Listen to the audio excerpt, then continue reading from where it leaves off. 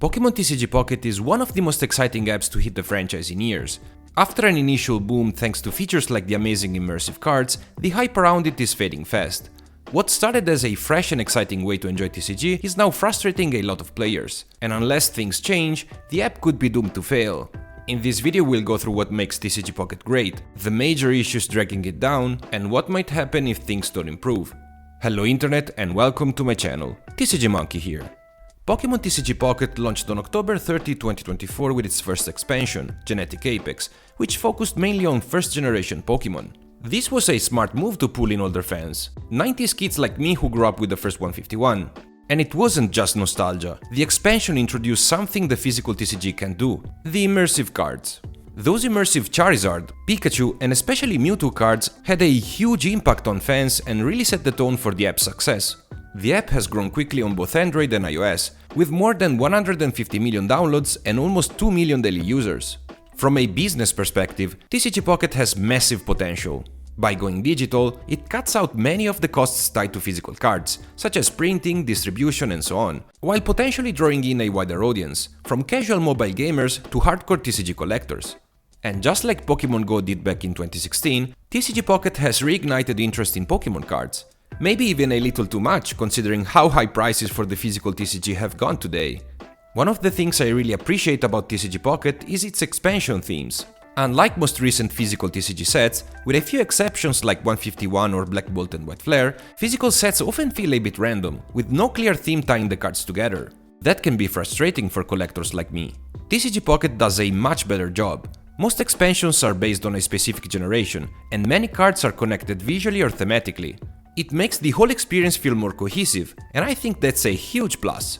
Then we have the artworks. TCG Pocket offers exclusive and beautiful illustrations for many cards, especially for old arts, like the 1-star and Rainbow 2-star cards. These artworks are often completely unique to the app, and there's a chance they never appear in the physical TCG. Having exclusive illustrations like this helps TCG Pocket stand out, and gives collectors a real reason to engage with the digital version. And of course, immersive cards are a complete game changer. You can't replicate this on physical cards. The way the app lets you explore a universe beyond the main illustration is just brilliant. Cards like Mewtwo and Giratina are stunning, and for me, they're enough to download the app immediately. But the real question is, are these features enough to keep players coming back?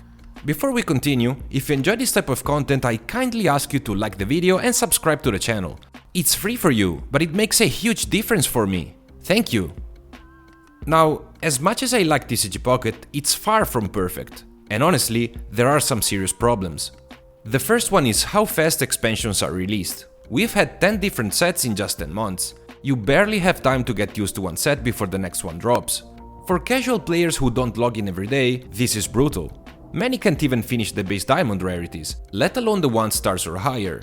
And for competitive players, it's just as bad. The battle meta shifts so quickly that by the time you finally pull the cards you need, the meta has already changed again. Then there's the lack of content. Sure, trades and monthly ranked battles are nice additions, but they're not enough. Once you've opened your 2 free daily packs and played a couple battles, which can take less than 10 minutes, you're basically done for the day. The app needs more to keep players engaged. Another problem is tied to card rarities. While trades made it easier to complete base sets and 1-star subsets, 2-stars, 3-stars and crown rares are still nearly impossible to collect.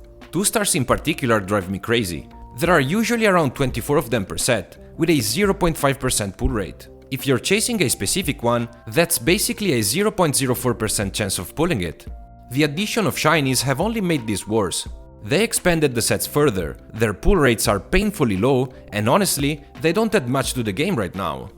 If these problems aren't fixed in time, the future of the app doesn't look so great.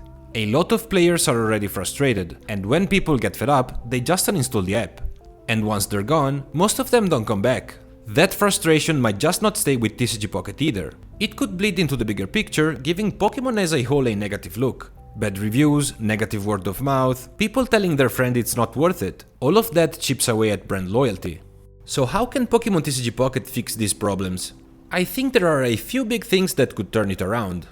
First, add a storyline.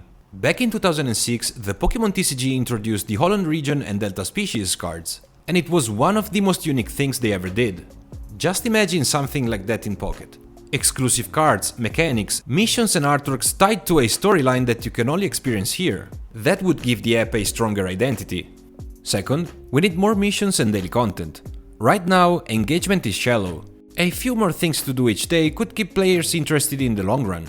I think they should also allow players to trade all the high rarity cards. Collectors, even paying ones, get frustrated when it's impossible to finish a set. Just allowing 2 stars and 3 stars trades would make the collecting aspect of the app way better. Then I would change the cards distribution. 2 stars, for example, don't add much to the game, and there are way too many of them. Cutting down on filler and focusing more on immersive cards would be huge. And honestly, 1 or 2 immersive cards per set is not enough. They should still be rare and special, but a bit more than that. I would also fix the reward scaling. Right now, you can hit level 50 pretty easily, and then progression just stops. And finally, I think they should lean more into digital exclusive mechanics. Immersive cards already show how powerful this can be, so why not push it further? Add mechanics that could only exist in a digital format, and Pocket immediately feels like a must-play, not just a slightly different version of the physical TCG. TCG Pocket has a lot going for it, but the problems are just as clear. And if things don't change, the app risks losing more and more players. The good news is that with the right improvements, TCG Pocket could become something truly special. Now I want to hear from you. What's your biggest frustration with TCG Pocket? Or, if you're still enjoying it, what keeps you hooked? Let me know your thoughts in the comments down below. And if you found this content helpful, don't forget to like the video and subscribe to the channel for more Pokémon TCG content. Thank you for watching. I'll see you in the next one. TCG Monkey out.